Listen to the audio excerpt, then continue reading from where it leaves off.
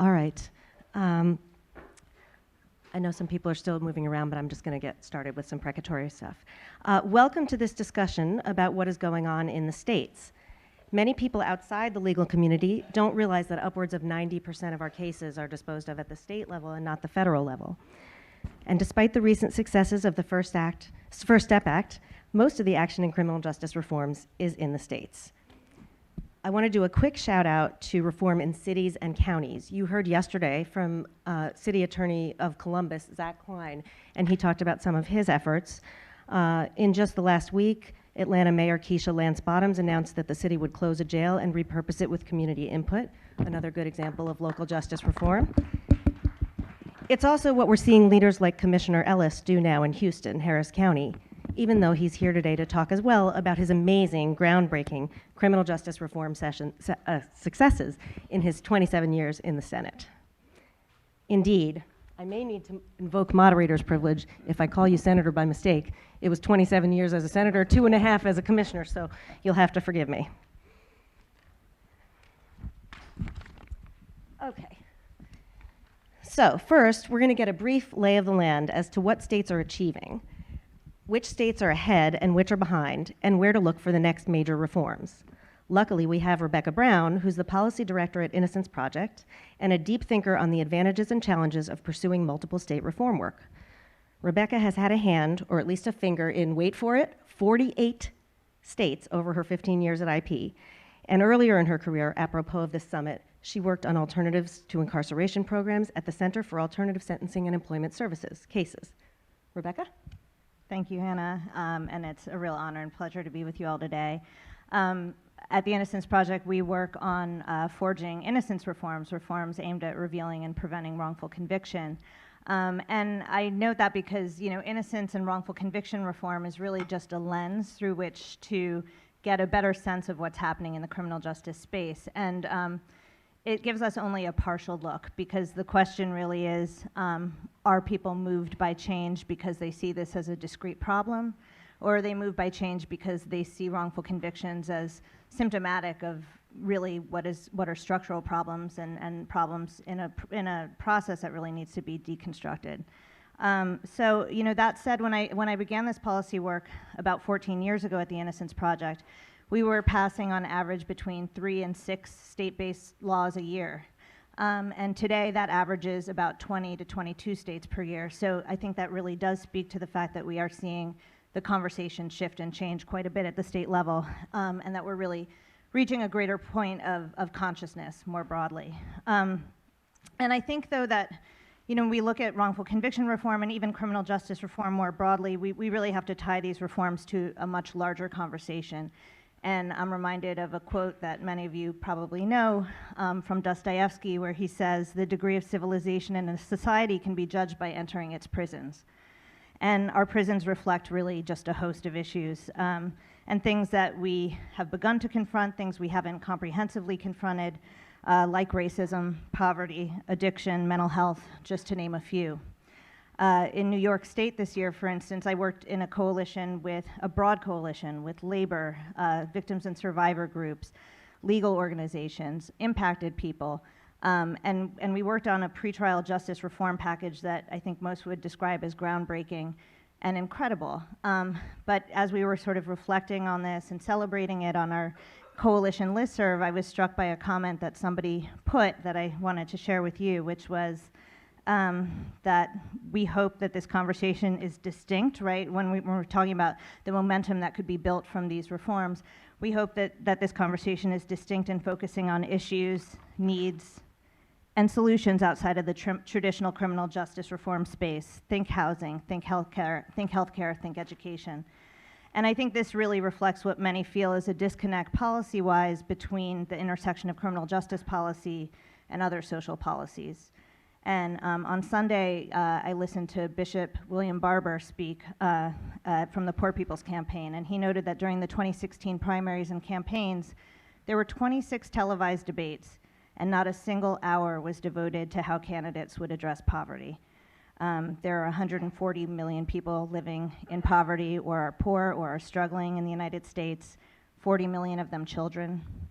And I note this because, you know, I grew up and I cut my teeth on a lot of alternative to incarceration work, and that is crucially important to be sure.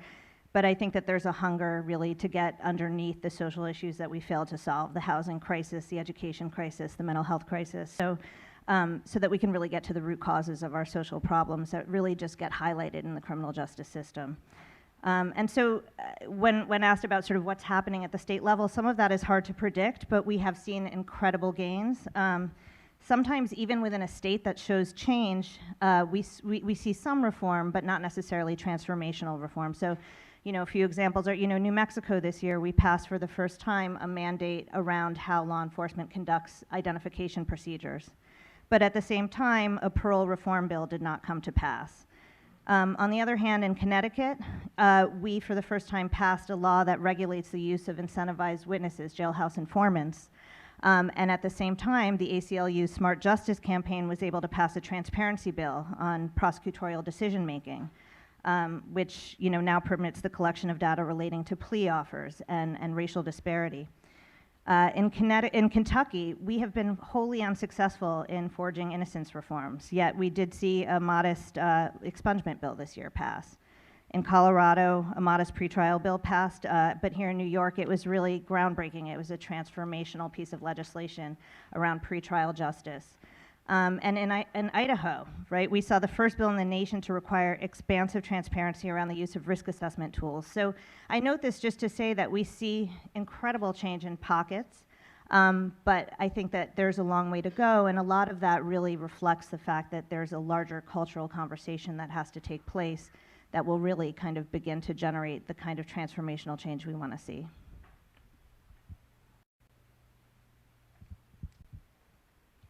Thank you so much, Rebecca.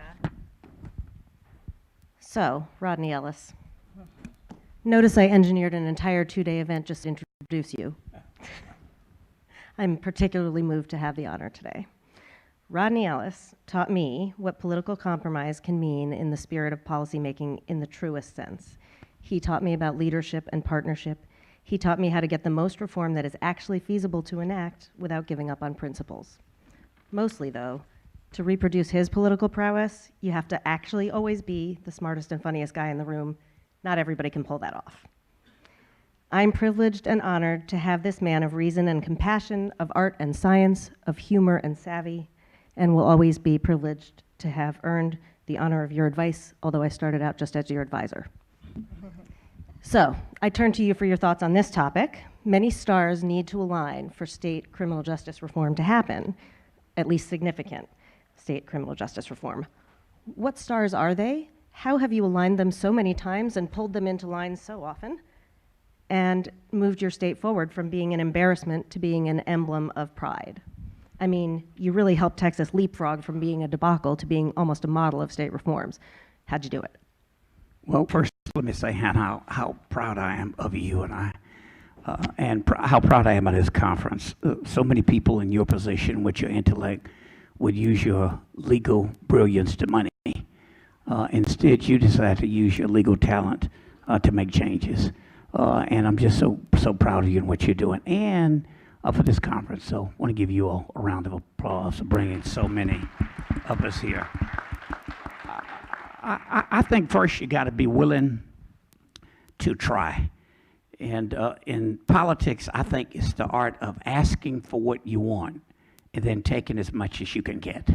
I mean, that's what policy making is all about. And realize there's a thin line between making incremental change and passing garbage, whether you're a state legislator, a member of Congress, a city council member, a mayor, or whatever. Most people run on reform, by the way, and then get amnesia when they get there. I'm one of those people who suffers from attention deficit disorder. So when I was on city council, I'd always throw a lot of stuff up in the air, and for 6 years, and then when I went to the Texas Senate in 1990, so I'm old. I got there before Ann Richards was governor, and I throw all of this stuff in, and if one measured my success by the percentage of ideas that I initiated and passed, I'd be an abysmal failure. Now, if you went back and looked at my ability to take on tough issues, and sometimes looking up would be different. So I think in Texas, you know, I had a lot of what I call criminal justice reform bills in that didn't go anywhere. I had one that I put in. In fact, it was two groups. I put in a hate crime statute in Texas when I went to the Senate in 1990, and I included sexual orientation in it. But leaders in the gay and lesbian community asked me to put the bill in, and leaders in the Jewish community asked me to put it in. There were a number of synagogue defacings, and then we had an awful hate crime in the heart of my senatorial district. And I couldn't get the bill passed. For every session, it would blow up at some point. Now, that was not a reform bill. Somebody said when I passed it in 2001, after a decade, it was really a law and order bill. So you had this progressive African-American Democrat trying to pass a bill to enhance the penalty. But if it included sexual orientation, it was difficult to pass it. Then, in 1999, Governor Bush was running for president of the United States. And the bill that you helped pass, you took over the staff work on it. I put in a bill called some version of the Fair Defense Act. Essentially what it did was set counties up in Texas to be sued. In fact, Rural Legal Aid and ACLU said, Senator, if you can pass a bill that forces all 254 county commissioner courts, as we refer to those governing boards in Texas, to vote on that system, we think we can sue a county because of what it does on indigent defense. So I put in a strong bill, and then every time a representative or a senator would say, Rodney, I think you need to change this, I'd say, you're right, I'll change it. Because all I wanted to do was set Texas up to be sued. Now, whether or not they could win a lawsuit, knowing they'd have to go to the Fifth Circuit on appeal, I have no earthly idea. But that's what they told me. And I did pass a bill that essentially was meaningless other than it forced a vote. And then when Governor Bush vetoed it, it took on a life of its own. So as he ran for president on the campaign trail, everywhere he'd go, and I worked my network of state legislators, the black state legislators, the liberal ones, the Hispanics, and people would ask, in remote places like Iowa, maybe the fourth whitest state in the country, he'd look up and hear some black legislator saying, why'd you veto Rodney's bill? And it took on a life of its own, and it put a spotlight on the inadequacies and unfairness of the criminal justice system in Texas. Then, when he became president, I looked up, and they made me chair of the Finance Committee. 31 members of the Senate, 2 African Americans. You look up, and the black guy who was throwing all those bombs, all of a sudden, I'd be over the money. And if you have power, as LBJ would say, what the hell is power for if you don't use it? So I had the ability to give my bill some attention.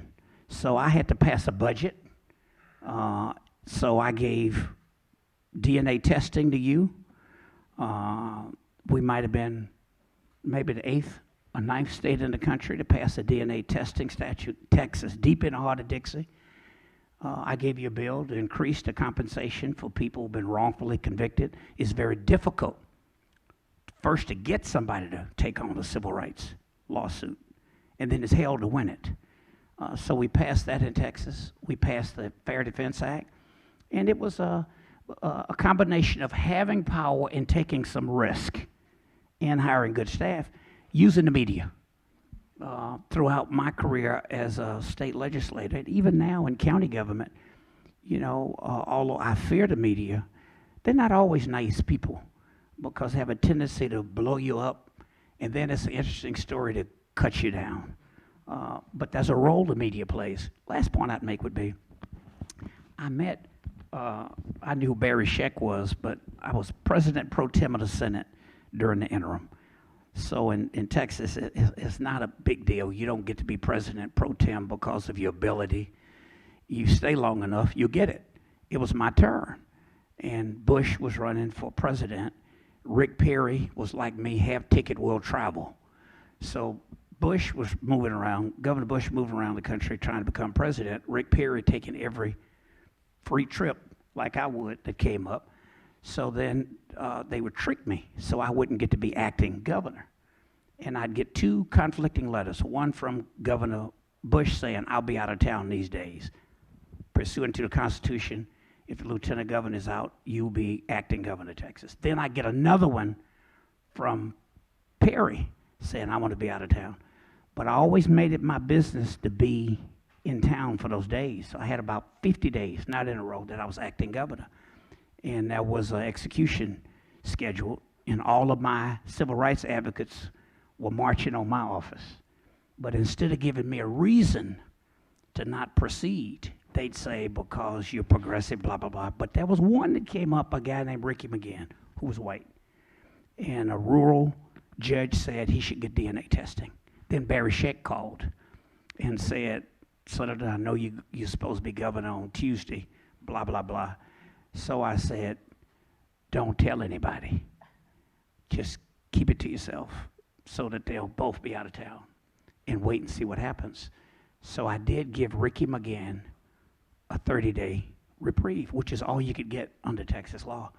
Well, that put a spotlight on the need for DNA testing, discovery, which took me another decade to pass. But I used every opportunity. And then once I ended up working with the Innocence Project and chairing your board for 14 years, I would take every exoneration that came up in Texas and look for policy reasons that would have prevented that. And it helped to really give momentum to most of the legislation. Great. Thank you so much.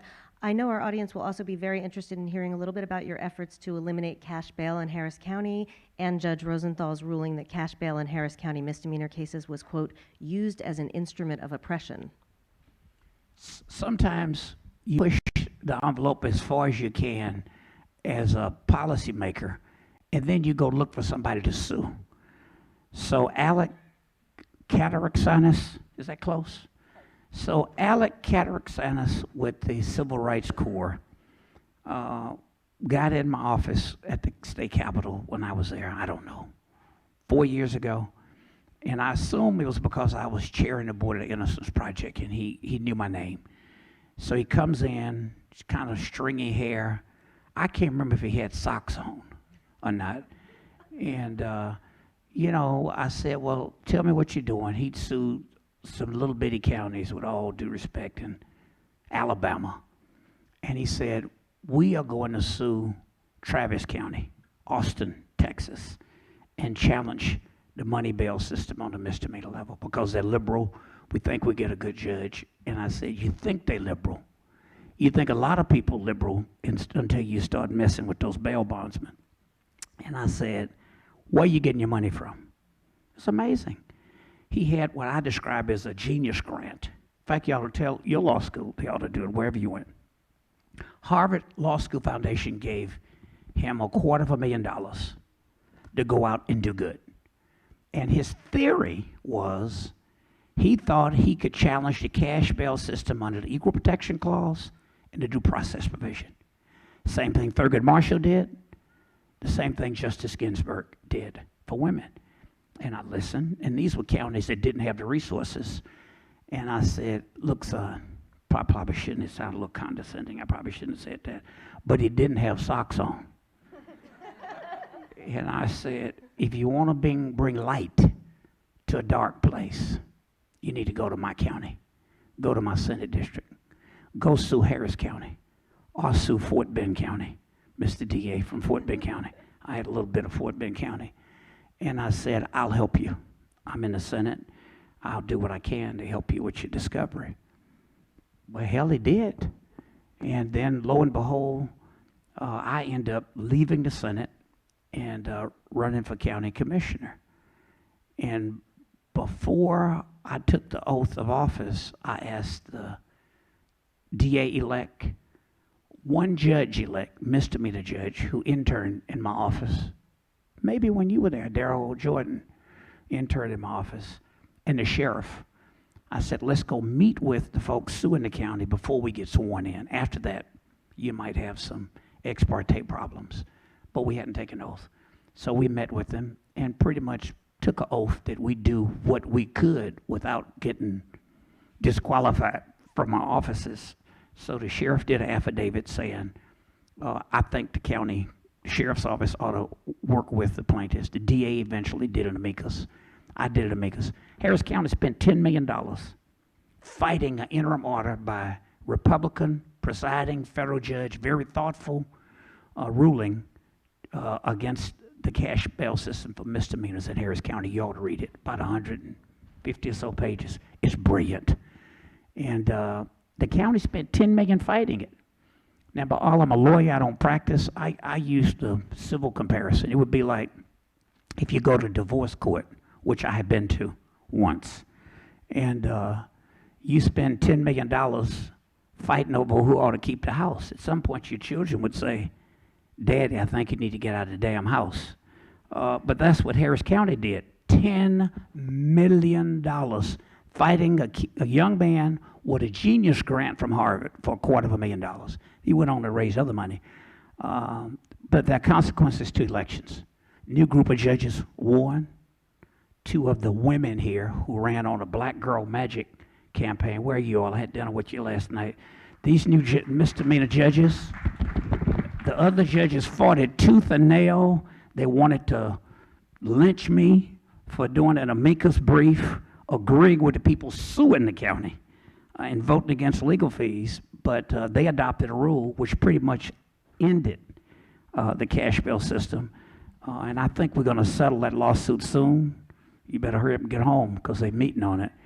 Now that we progressives are in, we got to argue about nuances. But as you know, that lawsuit has impacted every one of your jurisdictions around the country. We got to make sure we get it right. But it's a perfect example of how the law can be used to do something. Policymakers. We never would have integrated the schools waiting for Congress. I guess we still haven't integrated them. But sometimes when you can't do it on the policy side, go to the courts. Yeah. I have a question for you. Roger Goodman now is public safety chairman of the Washington State Legislature, but when I met him almost 20 years ago, he was, it was through criminal justice and drug policy reform circles, and he was a major leader, especially within the legal community. I knew immediately I was going to be watching this person for the rest of his career. I also knew I had a lifelong fellow traveler on many issues. We were both avid about drug policy reform, and it seemed as if Roger Goodman was going around single-handedly ending the war on drugs. He was also as convinced as I that every kind of lawyer has an obligation to work towards justice in our criminal legal system. He understands the urgency of the better, and he has made his state into a beacon on many issues, as well as being a cogent national leader. Goodman was instrumental in the legalization of marijuana in Washington State, and now he's methodically moving through to fix more aspects of his system. You've recently expanded the groundbreaking law enforcement-assisted diversion program statewide with an appropriation of millions of dollars. You've initiated new pre-arrest or pre-booking diversion programs for people with mental health needs, and you've established collaborative court programs. Can you tell us some about these and what you think is driving similar state reforms around the country? Well, thanks, Hannah. It's a pleasure to be with you, an inspiration to be with Rodney Ellis. I can't believe we've known each other for 2 decades, but yeah, when I ran for office, 14 years ago, the other side thought there's no way that this guy could get elected. He wants to legalize drugs. And as soon as the voters found out about my sort of notorious work in drug policy reform, my popularity skyrocketed and I won by a large margin. So it's almost like today, if you want to campaign on keeping the war on drugs going, there's no way you're going to win an election. So we've really seen that pendulum swing. So yeah, in terms of my priorities in the justice system, I don't like to say the criminal justice system because there's not a lot of justice in the criminal justice system. So I talk about the criminal law system or the criminal system. We need to bring justice back to the criminal justice system. My 3 priorities are to intervene before arrest, or maybe at arrest, or at the jail, but to do everything we can not to be incarcerating people who are not a threat to the community and who are poor and who are disabled, mentally ill, or have a substance use disorder. So in Seattle, actually it was 12 years ago, I helped to start the Law Enforcement Assisted Diversion, LEAD, L-E-A-D. Look it up.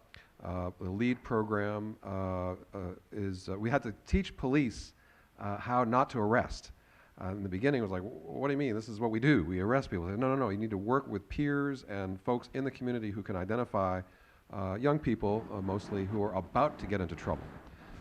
And intervene with them through a harm reduction approach. Harm reduction also comes from Seattle, from University of Washington, to establish small goals with people who have substance use disorders, mental illness, and not arrest them, and intervene with them in a therapeutic, collaborative, supportive way so that they don't continue to cause disorder or maybe even commit minor crimes, trespass, and so forth. It's been very successful, and the LEAD model, the LEAD program, has now been replicated across the country. Just this last legislative session, we got millions of dollars through a grant program through the sheriffs and police chiefs. They are going to be dispersing the grants to the LEAD program, and it's a broader than the LEAD program. It's actually grants. We figured we can't mandate police and local jurisdictions to do something that's right without waving money in front of them, and so we didn't do a mandate. We just created a grant program to provide for pre-arrest diversion. That's what the LEAD program is, pre-arrest or pre-booking diversion.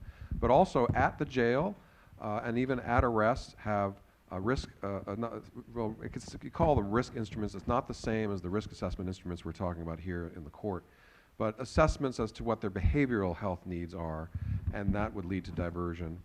And the same application of those risk or behavioral health assessments at the jailhouse door, peer supports at the jail, and case managers at the jail, again, to divert. Let's not be locking folks up because they're not a threat to community safety, and it's a terrible waste of money. And then also on the back end, if someone has been languishing in jail, have what we call the warm handoff, someone who is leaving the jail, and then not just go back to the street, but go to a therapeutic alternative. So that takes money, and this is the grant program we created, and it's off and running. This is a follow-up to a minor but significant bill we passed last year that created a grant program for co-responders, where law enforcement and a mental health professional are dispatched to the scene together to intervene with someone who might be causing disorder and might otherwise be arrested, but we can de-escalate and then provide that person the therapeutic care they need. So that grant program is going well. This is the next grant program. And then next year we want to provide more brick and mortar and the professional workforce, those who will be caring for those who are suffering from behavioral health disorders. If you take a look at who's in jail and who's in prison, a vast majority have behavioral health disorders. And I also want you to think about fetal alcohol exposure, something that people don't realize is way more prevalent than we realize. Defendants in criminal court have had exposure to alcohol in the womb, and that affects their impulse control. And even if they would like to be able to comply with conditions, they can't, so they're round and round in the system. So that's sort of the top priority this year. The medium term for me is young adults. Who's committing crimes, both major and minor? 16 to 25-year-olds. And so if we can somehow intervene with young adults, and again, provide an approach that's centered on them, have them think about what they want to do with their lives, and then have the collaborative, supportive approach, family reunification, treatment, vocational education, finish their regular education, and then a pathway toward more functioning in the community. We can turn them around, reduce their reoffense rates, improve public safety, reduce public costs, really a win-win for everyone. So that's my major focus, is young adults. And then sentencing reform is the big one. Just got established this year a major sentencing reform task force in Washington State. The Sentencing Reform Act in Washington State, enacted in 1981, was the model for the federal Sentencing Reform Act. And our Sentencing Guidelines Commission in Washington State, and I served as the director back in the 90s, was the model for the Federal Sentencing Commission. We haven't looked at our sentencing system in Washington State for 40 years, almost 40 years, 38 years. And so it's time to look at it top to bottom. And we are bringing on all the stakeholders, I say all God's children, will be sitting around the table to conduct what I hope would be a national model for sentencing reform at this time in history when I think the stars are aligning. So very excited about that. What challenges do you expect to have to that? So when you talk about sentencing reform, it's basically police and prosecutors on one side and everybody else on the other. And so prosecutors are willing. Now, again, I'm from the upper left corner of the country, so we have this progressive reputation. And yet Washington State is really a microcosm of America. Seattle is sort of the Soviet Socialist Republic of Seattle, and yet on the other side of the Cascade Mountains is farmland and racism, and we have red and blue just like all of America. So in the political arena at the state capitol is everybody from the state, and so we have to bring all those parties together. I think with the recent passage of the, I can't believe I don't remember, the First Step Act, I can't believe the U.S. Congress passed a bill, first of all, but that's the bill they passed, and it was with this sort of odd bedfellows of the Koch Foundation and Heritage Foundation and ACLU and Drug Policy Alliance all coming together to say we need to reform sentencing. And so I think that's starting to reverberate through the states. And so I hope to bring together, there's always going to be the hardcore, I'd say half of the Republican constituency who are going to be traditional law and order, lock them up, justice no matter how much it costs, not really concerned about public safety, although they say they are. But the other half are more sort of, I guess, Tea Party-ish, really concerned about the waste of public money and wanting, for instance, to reduce legal financial obligations, wanting to reduce the collateral consequences so that people can more successfully reintegrate into the community. And so leverage that. So basically it's 3/4 of us, and then the old Republican thinking will be the 1/4 that opposes it. We are also afraid of the political consequences of bringing a bill that's going to let drug dealers back into your neighborhood or set the criminals free, because that's how it's going to be played in the election. A hit piece shows up, and I represent 150,000 people, and they're all going to get those postcards like Goodman, let criminals back into your neighborhood. But I'm in somewhat of a safe district, so I would survive. But those legislators who are not in safe districts, who won by 60 votes, that might be vulnerable. And so we don't want to lose the majority. And so there's that careful balance between pushing as far as we can, but not going too far, and then losing the ability to get anything done. And I was going to say, now that I'm out of the legislature, I have an idea, Rebecca, that Roger, you all ought to think about. That really came out of Washington State and Colorado. It's very difficult for a policymaker to ever go and admit something we passed didn't make sense. I think I passed close to 700 bills. Now, some of them didn't make sense. But this notion of a sunset review that I think came out of Colorado and out of Washington State for reviewing state agencies. So you go through a process where all of them die unless you take it through the sunset review process. So imagine over my years, Rebecca, a fight on every one of those bills. And the idea that you want to reform, tinker with anything. But the overall process, if it was a good idea when I passed the sales tax holiday in the 90s, well, it'd be a good idea to do it again. And then it dies over a 3-year period unless you redo it. So it's just something to think about. But each one, when you got to fight, and King County, we were mentioning in the break, Washington State is such a progressive place, a good place. They even changed the name from King, you told me, who was a slave owner, to Martin Luther King. Yeah, Franklin Pierce was president when Washington became a territory, and I forget his name. King was the vice president, but he was a slave owner, and we renamed King County Martin Luther King County a few years ago. Now that's progressive. Yeah. See, when I was trying to pass a bill, if they even just put it in Florida, Mississippi, it wouldn't pass. Yeah. I'd say, they looking at passing this in Mississippi.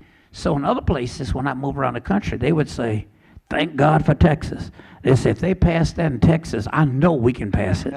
But this sunset, just think about it. It's a good escape valve because if any of the legislators are either opposed or questioning it, or are, again, from a sensitive, they support it, but they're from a sensitive district, and we don't want to vote for it because of the exposure, the sunset gives some escape valve and allows, like, well, we're going to try this, but if it doesn't work, we're not going to continue. Right. I mean, I would add, a sunset is always wonderful in two ways. I mean, one is, when we were passing the early statutes to provide for access to post-conviction DNA testing, one of the main arguments we got was there's going to be a flood of litigation, and the courts are going to break down because everyone will file a petition. And we were able to collect data in states, huge states like Texas and California, to really demonstrate that that did not come to pass.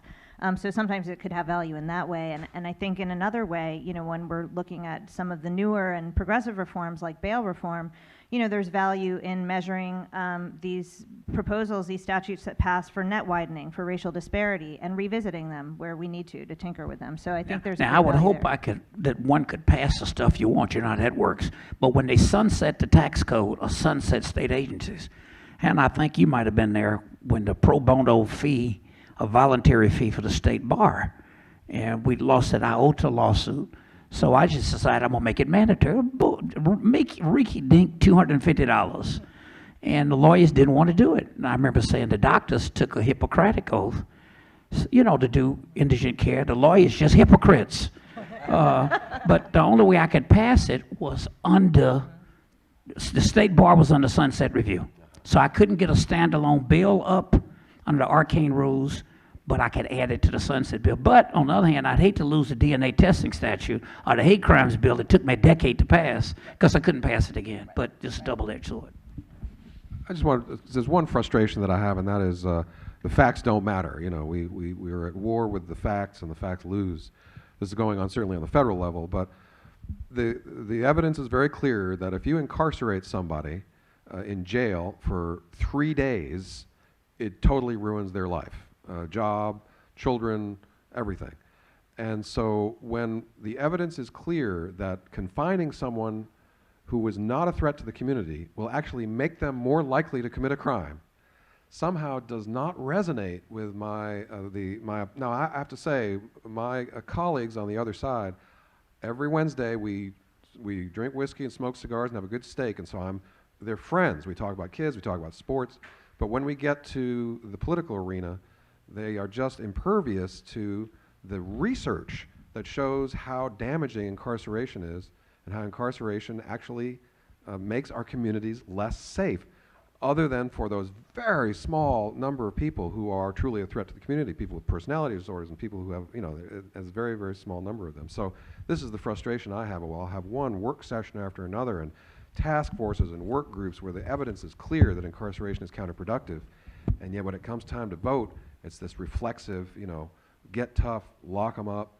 We need justice, however they conceive of that. I'm always leery, by the way, Hanna, if I might, of people not using the power that they have. Oftentimes, judges will hide behind the legislature, or prosecutors will hide behind the legislature. And you're in powerful positions. If you wear a black robe, you have far more authority and influence on these issues than somebody wearing a blue suit and French cuffs around the legislature. Or if you're a prosecutor, I heard somebody make the comments sitting right over here, I was in the back of the room, about how a prosecutor could do more reform in a week than a state legislator could do in several sessions. So I just want to encourage you, use the power where you are. Now, I never passed 27 years in the Texas Senate. I never could have passed a meaningful bail reform bill. And with all due respect, California didn't pass one either, as liberal as they are. I mean, it's just so easy to pass garbage. And sometimes you don't know what you're passing. I used to say when I was at, two ways to pass a bill. One is when everybody knows what you're doing. The other one is when nobody knows what you're doing. And most of my bills, nobody knew what the hell I was doing. That's my MO. You never saw me coming. Yeah. but you in the position that a prosecutor's in or a judge is in, those judges, by rule, I hope we settle it. Now, that'll just be in one county, but it is the third largest county in the country, about 5 million people. Thank you.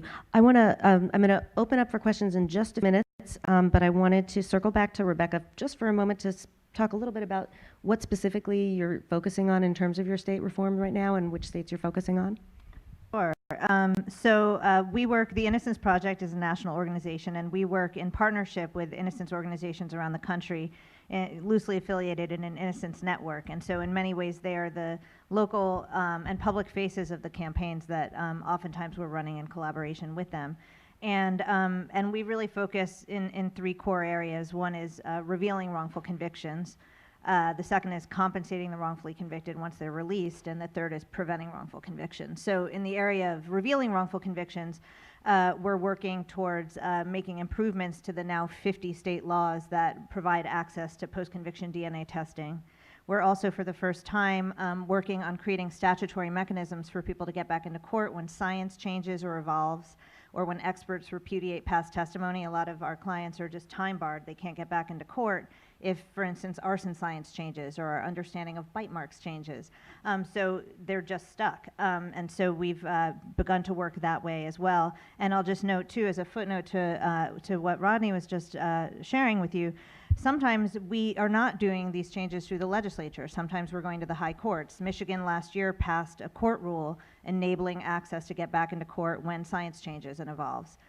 Utah just this year passed a court rule around eyewitness identification reform. So it is possible, of course, to get these reforms through the judiciary as well. Compensation for the wrongfully convicted. Just this year, we passed 4 laws to compensate the wrongfully convicted. 2 were fixes to existing laws. 2 were brand new laws, and which was just thrilling. And we're also working to prevent wrongful convictions from happening in the first place. So we work on reforming how lineups are conducted, recording custodial interrogations. I think most everyone now has heard about When They See Us, and it's really bringing a ton of attention to the issue of what happens in the interrogation room. All interrogation should be recorded from start to finish. We also have to take a stronger look at the interrogation methods that are used. For instance, deception is permitted in the interrogation room, both with respect to what evidence is present, but also with respect to consequences. Like, let's just settle this and maybe you can go home. So we're working in that area as well. We're working to regulate the use of incentivized witnesses like jailhouse informants. We're always working to make improvements to forensic science. And we're also now moving into the pretrial space, issues like bail reform, discovery reform. So just this year, we passed 24 state-based reforms around the country, and that was, again, in collaboration with our network of projects. And also because of a ton of partnerships that we had that I'm happy to talk about during Q&A, but I mean, we've partnered with labor, we've partnered with Right on Crime, we've partnered with a whole number of different messengers that can help get these messages out, because it's not always easy to stand alone as an advocate and just make your case. And so just this year, we created statutory mechanisms in 5 states for people to get back into court to prove their innocence. 5 states reformed how they do eyewitness identification reform. 2 states mandated the recording of custodial interrogations. 4 states created mechanisms to regulate the use of jailhouse informants. As I mentioned, 4 states passed laws to compensate the wrongfully convicted. And then 2 states worked to really reform discovery practices, Virginia and New York. New York's law now really being groundbreaking. So we've seen incredible progress at the state level. And I think, even though the First Step Act passed this year and there was a lot of noise made about that, I think the states have been leading on a lot of these issues for a long time. So I think, and 90% of people are prosecuted at the state level. So that's really where we have to keep the focus. I want to thank the Innocence Project in Washington State. We get bombarded by all sorts of requests, but your folks just won't go away. And so we have to work with them. And so we have made some progress on incentivized witnesses, and even more progress on eyewitness identification. Passed a bill this year. I'm going to be on those work groups. So thank you for your advocacy. And we thank you. And also, Rodney, because, Texas is the gold standard for innocence reform, and it's because of the man to my right. Yeah.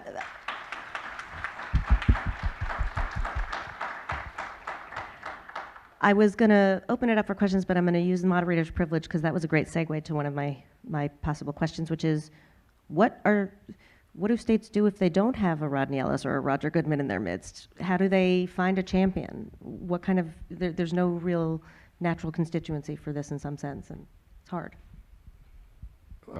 Like, what if there's it's actually kind of, not a lot of Democrats are interested interested in sort of crime and justice. It's just they're not very comfortable with it. You know, they, and I even have a problem in my own caucus when I stand up. We, for instance, reduced the number of offenses on our 3 strikes. We would have loved to get rid of 3 strikes, but that wasn't politically possible. And so I stood up to brief my caucus, which is more diverse than ever. It's so wonderful to see my fellow Democrats reflecting the diversity of the communities they represent.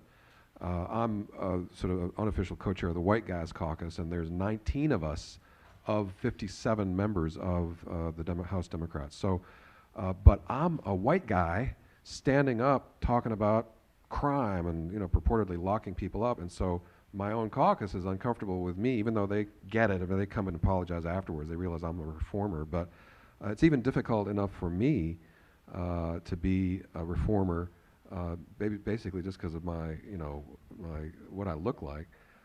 It's hard to say in any other state what the dynamic is. I guess advocacy matters, but you really do need a champion to have that passion. And I think probably more than anything else, politics is not about compromise. Politics is about collaboration.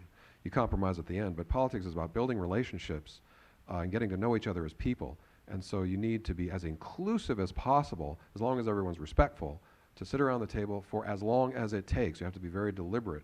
And then there's a long to-do list, and that turns into a bill or bills, and then it takes years, and then that serves as a foundation for further and more fundamental reforms. But it's that collaborative problem-solving approach that I find has been successful, and you need a lot of patience for that. Right. I mean, I think as Roger said, you know, every state is a totally different landscape, and so the same strategy that, you know, you might employ as an advocate in one state is just not going to work in another state. And frankly, we're always looking for partnerships, different messengers, you know, to really make the case. And so, you know, in New York State, for instance, the Hotel Trades Council, the most powerful union in New York, arguably, was incredibly helpful in helping us to secure pretrial justice reform. In Nevada, it was the culinary workers who came out and supported a trio of innocence bills this year, and really it wouldn't have happened without them. In Missouri, it was the faith-based community that really, where labor wasn't going to carry the day so much. And so I think Right on Crime was helpful to us in states as diverse as Nebraska and Illinois. So, I mean, it really is a question of also identifying, you know, the right messengers and people who are going to really get the shared values out, but be the right voice for those shared values. And I think, you know, while there's always sort of an under-the-dome strategy, and I think relationships are key and really being credible in the State House and is very important. So a lot is an outside game as well, and I think developing those relationships and partnerships are very important. Media, I mean digital, social media, you know, action alerts to call your lawmakers, and really doing targeted press.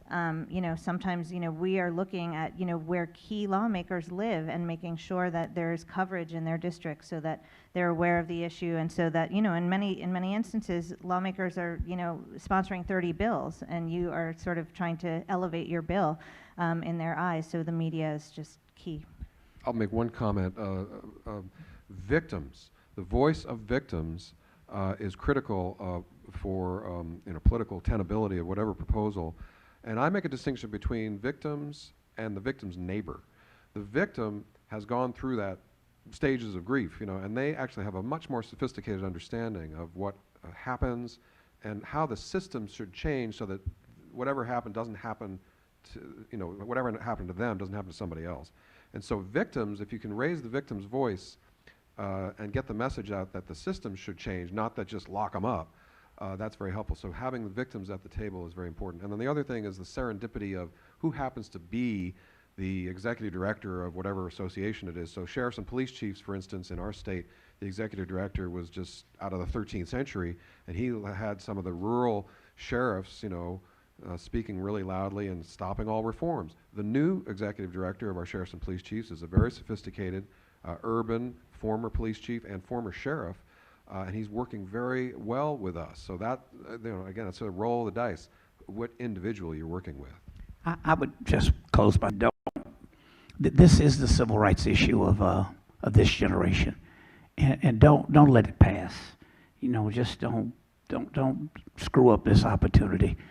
I had breakfast with Ann Richards' son-in-law Cecile Richards' husband this morning, and I was telling the DA story I like to tell about when Ann Richards left the governor's mansion. I came up here once for something, and I had dinner with her. We caught a play.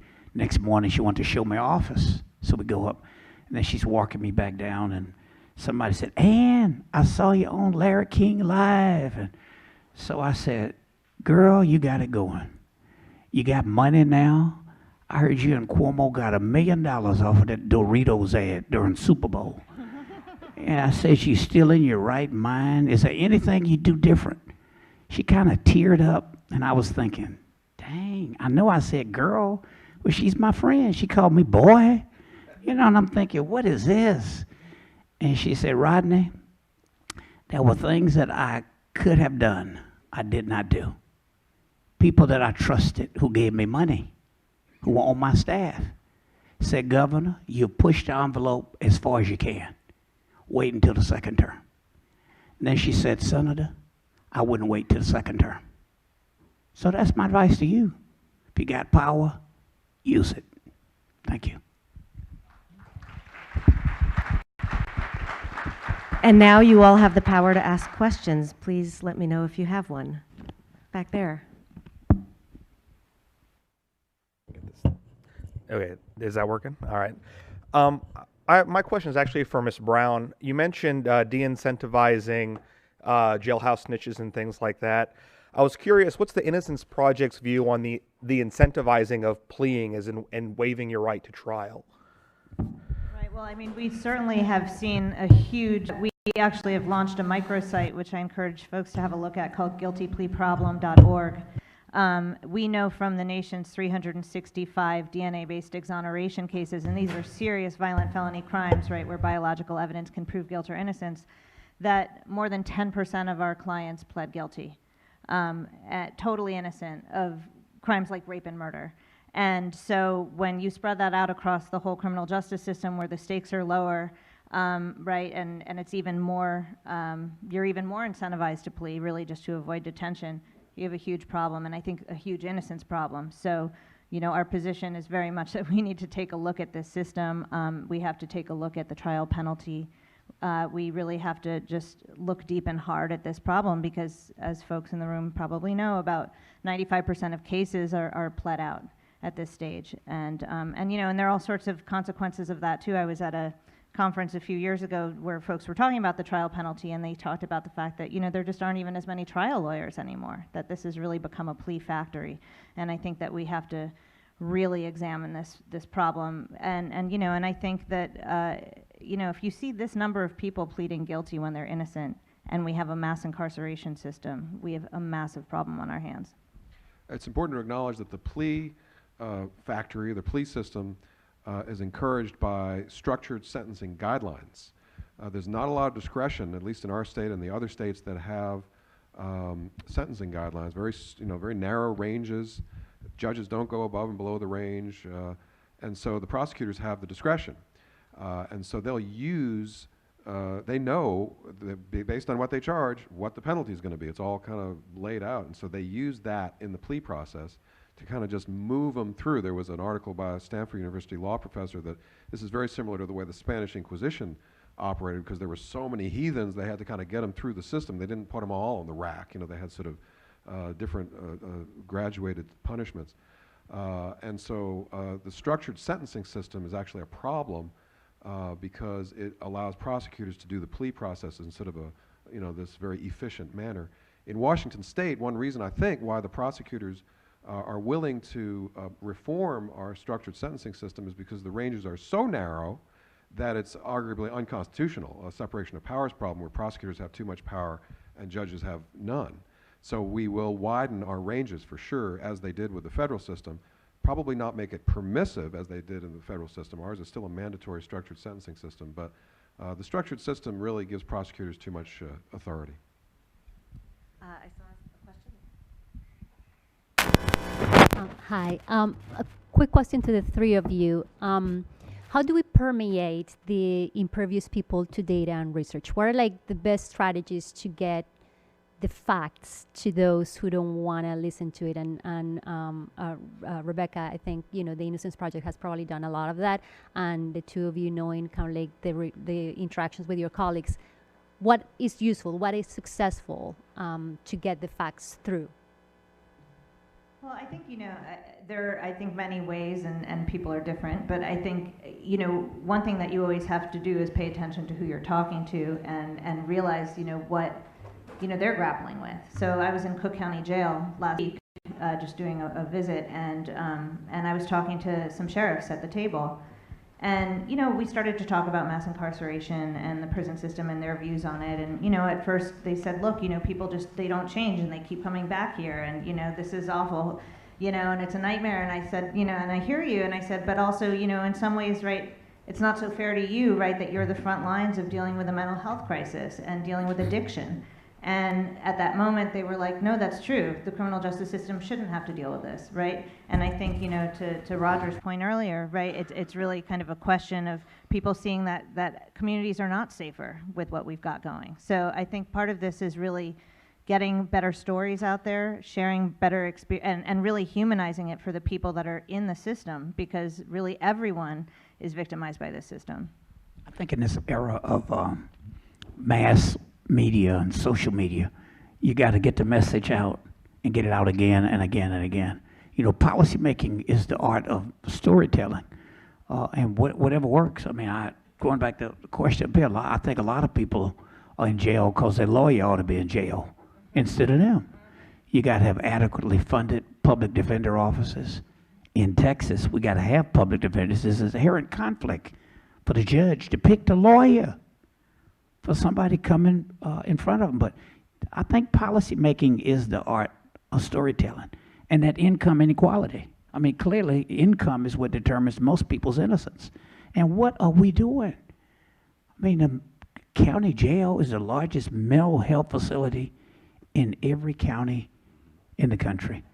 But when we get it out, and then just going back, we went from a system of slavery to Jim Crow to convict leasing.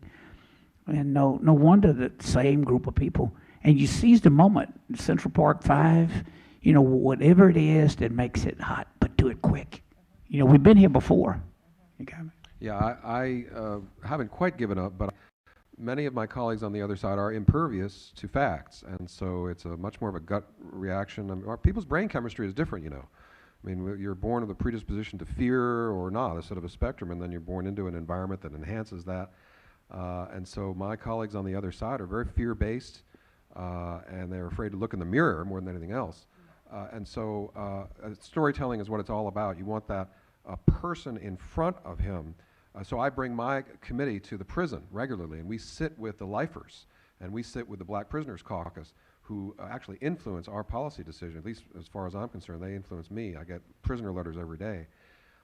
And when those prisoners who have clearly, they're mentors to other prisoners and they've turned their lives around, even though they're never getting out, when they meet with my Republican colleagues, they're like, my colleagues are like, wow, this is amazing. You've changed my life. But then when we're back in the arena, it's abstract again, and they're all criminals, and we need to lock them up. And so it really, and then of course you want to turn that story for someone who's from that legislator's district to be relentless and to, again, not go away and influence that legislator to vote the right way. But it's not really so much going to be based on the facts. We have legislation based on anecdote, based on feelings, based on beliefs, based on faith, rather than research and facts and so forth. It's difficult. There's a lot of power in the story of a wrongful conviction. I always had a Republican colleague to co-sponsor all of my bills. Now, and from time to time when I don't no longer chair your board, but I still get a lot of mail, and people would see press accounts, and I'd get mail at my investment office, my law office, and the political office. And I would always say, now, when I get a letter from somebody that says, Rodney, I did it, I know damn well I did it. Will you help me anyway? Now that's when I'm going to brush off my law license and take it on. But I would take these exonerees. Sometimes I feel bad. I really use them. You know how legislators always honor the military on the floor? I got in the habit, every session I'd have exoneree day. And I'd get a diverse group of exonerees, take them on the floor of the Senate, introduce them, say how many years they were there, and the human emotion that I would see from people, even although I did it every session, sometimes I'd have to keep from crying. Just emotion, and then I would take those stories and look for policy implications. And it was a very powerful strategy I hope my former colleagues still use. Absolutely, and with that, in state after state, I mean, it's really impacted people are our best advocates because it's the human face of what we're trying to change. And so we've seen that really, I mean, there's not one state law, I think, that I described to you today where exonerees were not providing testimony and really working the halls with us, lobbying door to door. So, I mean, and writing op-eds and working hand in hand with us. So I think that's right. I think a lot of policymaking is storytelling, but really, you know, not the anomalous story, really helping people to understand that this is systemic. Get a policy shop. You know, one of the things that Maddie Long came up with when I chaired the Board of Innocence Project was a policy shop. So many lawyers, we get hung up on trying to be Perry Mason or Ginsburg or Thurgood Marshall. How damn many of those are we going to have? Go get a policy shop. Don't get all your Cheerios over one case. Is how you use that case, you use that story for a policy position that impacts thousands of people. Hanna, I got to get out of here. I got to get a plane. Thank you so much. I was just going to close us anyway. I'm sorry we don't have time for more questions, but this is such an enriching and wonderful discussion, and I thank these esteemed panelists I'm so honored to have with us today, and so thank you. Thank you. Thank you.